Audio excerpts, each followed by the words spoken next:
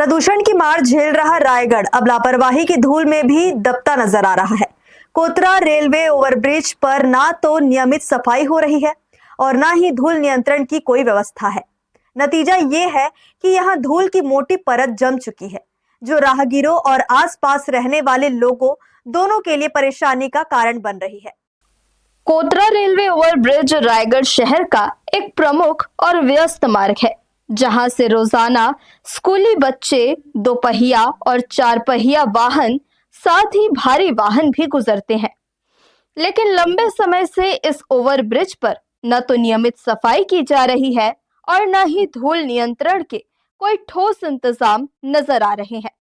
परिणाम यह है कि आरओबी की पूरी सड़क की सतह पर धूल और डस्ट की मोटी परत जम चुकी है।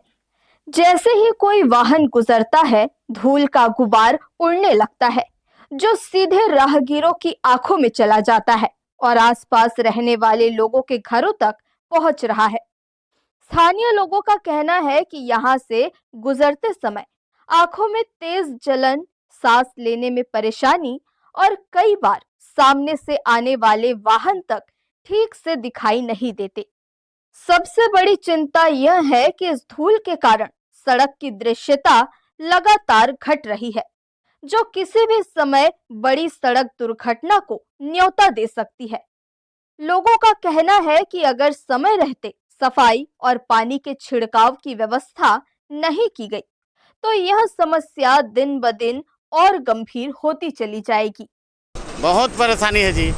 ये जब ये रोड में ये है पूरा रोड पूरा धूल दस्त परेशान है आदमी।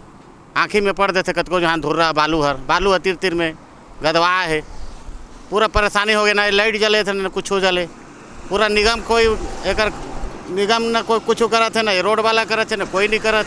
पूरा ध्यान देना चाहिए सरकार ला भी, नगर निगम ला भी। बहुत परेशानी है, बहुत डर है, मैं बहुत खतरा है। मैं कई तो एक्सीडेंट हो चुकी है अगल बगल में। यहाँ तो बहुत परेशानी होती है भैया, धूल के कारण तो बहुत ही परेशानी हो रहा है। तबीयत भी खराब हो रहा है, सांस भर जाता है और इतना धूल है ना, देख लीजिए यहाँ पूरा किनारे किनारे एक ट्रैक्टर जैसे धूल ना वो हो जाता है और पूरा धूल ही धूल है।